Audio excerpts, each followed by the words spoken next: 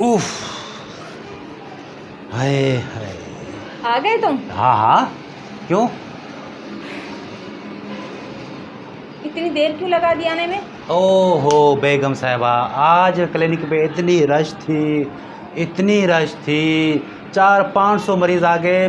पूरा जिस्म दर्द कर रहा है, दिल कर रहा है कि आपके नरम नरम हाथों की ना चाय पीऊँ। सारी दुनिया छोड़ के सारे मरीज तेरे पास आ गए? हाँ, अच्छा डॉक्टर हूँ, मोहल्ले का हणखण डॉक्टर हूँ। बड़ी बात है। अब ऐसा करो, जाके चाय भी बना के पी लो, और वो बर्तन जो पड़े हैं ना ढेर सारे, जाके वो भी धो लो। डॉक्टर हूँ मैं, कोई वो बावर्ची नहीं हूँ। तो मैं भी बीबी हूँ, तेरी नौकर नहीं हूँ। बीवी हो तो बीवी बन के रहो, तो फिर धो समझी? के रख दो। चलो फिर मैं ही आज कर लेता हूँ। जी जीजा। हाँ, आज मैं यही करना पड़ेगा सारा। इसने अभी मेरी गैरत देखी नहीं है। ऐसी सफाई करूँगा कि लोग देखते रह जाएंगे। चल निकल।